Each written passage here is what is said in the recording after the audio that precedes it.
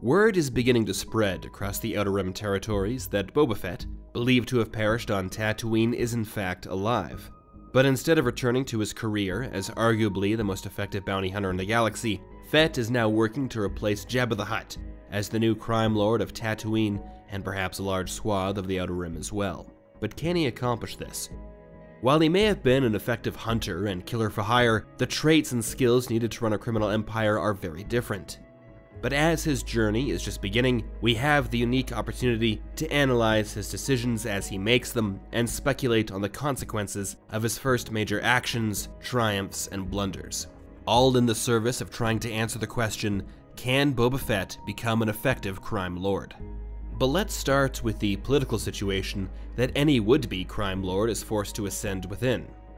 While nominally under the control of first the Galactic Republic, later the Empire, and now the New Republic, real power in the Outer Rim territories can usually be found in the various criminal syndicates and cartels. Jabba's empire was indisputably among the largest of these, and while Boba Fett might hope to take the entire organization in one fell swoop, I think the time for that has definitely passed. It's been 5 years since Jabba's death, and while his immediate successor, Bib Fortuna, certainly tried to play the role of the crime lord, I can't imagine anyone took him seriously. More likely, he was one of many scavengers and opportunists claiming whatever meager scraps they could get away with. We've seen before that, within minutes of the destruction of the Death Star, various groups started making power plays, and it's very likely that identical actions occurred after Jabba's death. His empire is likely long gone, split between any number of former rivals, partners, and vassals. Anyone trying to reform this criminal empire would face a major challenge, but unfortunately, Boba Fett might be in the worst position out of anyone in the galaxy. This is an oversimplification, but let's assume there's 4 major powers with influence in the Outer Rim. You have the New Republic, the Imperial Remnants, the Hutt cartels, and the various miscellaneous other criminal syndicates. Boba Fett has made an enemy out of all of them. His work against the rebellion during the Galactic Civil War has ensured that pretty much everyone in the New Republic's upper leadership wants him arrested. His involvement in the attack on an Imperial mining hub has likely ruined any connections he might have retained with the Imperial Remnant, and his public seizure of Jabba's throne has turned him from a reliable bounty hunter to a potential rival in the eyes of the Hutts and the rest of the criminal underworld. There is basically no significant party in the galaxy outside of his inner circle with a vested interest in seeing him succeed, which makes his job that much more difficult. Fett's biggest advantage was his close ties to the Imperial military. It's hard to assess how valuable that might have been in the post-Imperial era. It likely wouldn't have been enough to stop the New Republic from going after him, but it might have given the Hutts or rival criminal groups a bit of pause. Without it, he's entirely on his own. What is Boba Fett's path forward then? Well, his only assets are his reputation and his control over Jabba's old palace. Both of these are almost entirely symbolic, but they should not be discounted entirely. The legendary Fett name has the potential to create many opportunities and open doors where others would struggle. And if nothing else, being the guy physically sitting on the throne sends a powerful message. On any other planet though, he's back to being a bounty hunter, so as long as he holds that throne, he maintains a bit of legitimacy. To seize control of Jabba's former criminal empire, cementing this base of power on Tatooine is a necessary first step and the only one he can realistically take. With that bit of context established, let's review the major decisions Boba has made so far. Now, I am no expert in what it takes to manage a criminal empire. In many ways, it does seem similar to running a legitimate business, but with the added complexity of ensuring the loyalty of those you command and discouraging rival groups from acting against you. Fett seems to frame this latter aspect of being a crime lord on a kind of axis or spectrum divided between respect and fear. According to him, Jabba ruled through fear, and Fett will choose respect.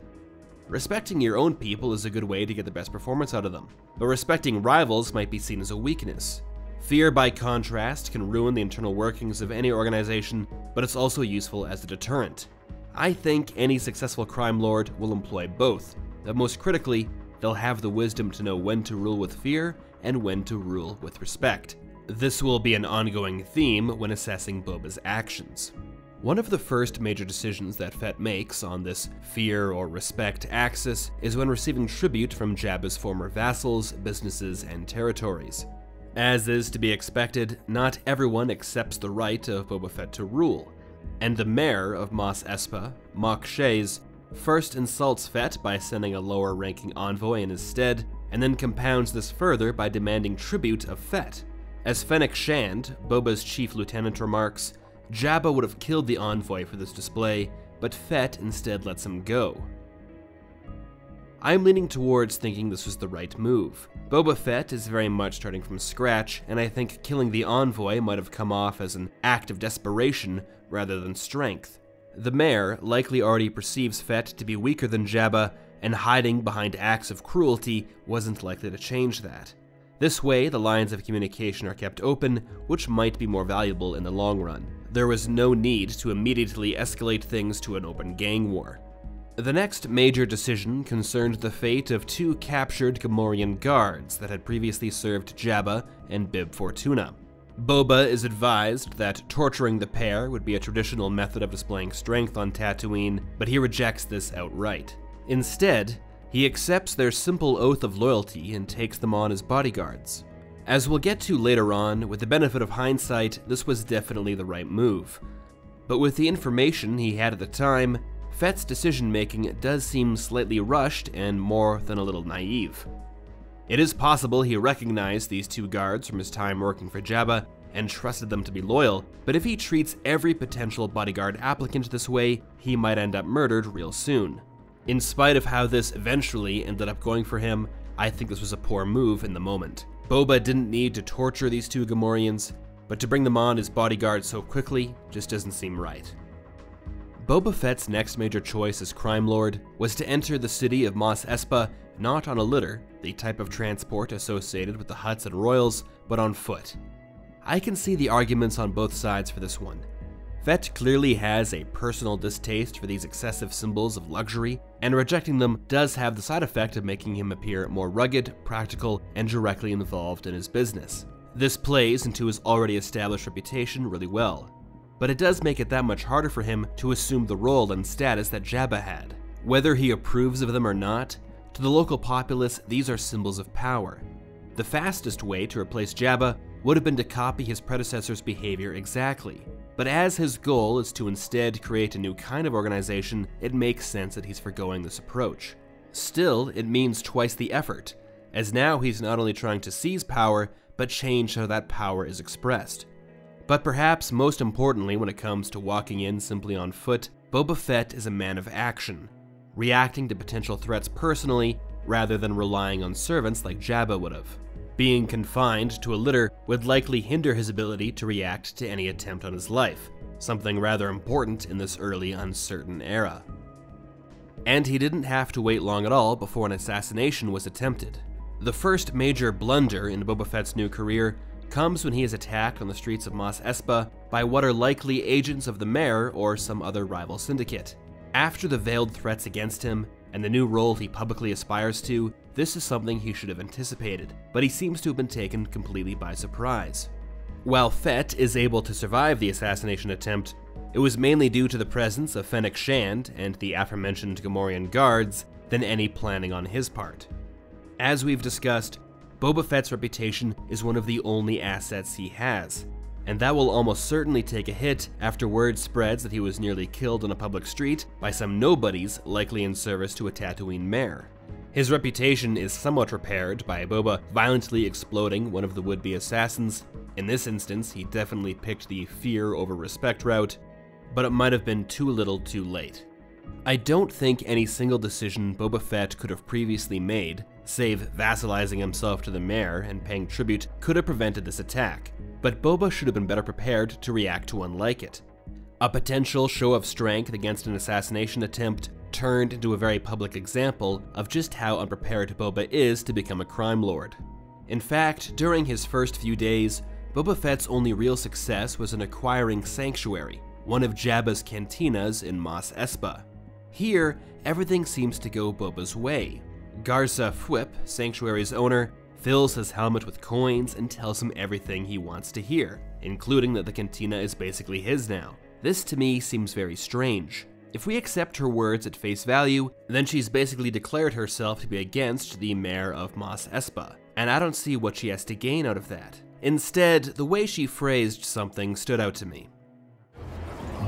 Thank you for the gracious introduction and for making the long journey to visit our establishment. It is our little slice of paradise. Did you catch that? She referred to Fett's trip to Mos Espa as a long journey. Now, I don't know this Garza Fwip. Is she one of those people where every word carries some hidden meaning? If so, then is she subtly implying that Boba Fett has no real power here? That he's very far from home and out of his element? Compared to, say, the mayor, who maybe lives just down the street? Or is it possible this is just an innocent and innocuous detail? I have no idea, but this is the kind of thing Boba Fett should maybe pay attention to. In looking at how Boba Fett reacts to insults, oaths of loyalty, and even threats on his life, it does seem that he has a very distinct philosophy on how to acquire and retain power. He's willing to extend respect to basically everyone, only utilizing aggressive action and fear against those who leave him no other option. Employing fear in the manner Jabba favored might be the quickest and easiest route, but Fett prefers to sacrifice short-term gains to achieve long-term success. He might have been able to quickly recreate a criminal empire if he had copied Jabba's policies, but without the outside support of the Hutts, the New Republic, or the Empire, such an organization wouldn't have lasted long. Instead, he's trying to create a stronger institution, one that can stand completely on its own. I think this is a good plan, but it still only succeeds if Fett's organization can endure long enough to reap the rewards of the respect method, and there's no guarantee of that. So far, his attempts at respect seem a little out of place, and born from naivety. And there's no shortage of other aspirant crime lords across the Outer Rim who might be looking to take advantage of that. But that, of course, is just my opinion. Would you have killed the envoy, spared the Gamorreans, and walked into town? Do you trust Garza Fwip? Is it better to rule through respect or fear? Let me know in the comments below, and until next time, this has been Incoming. The Templin Institute investigates the nations, factions, and organizations of alternate worlds. If you've enjoyed this video and would like to join the Templin Institute, consider pledging to our Patreon page. Along with increased security access, you'll be able to vote in polls to determine future topics, get custom wallpaper every week, and receive some other exclusive rewards.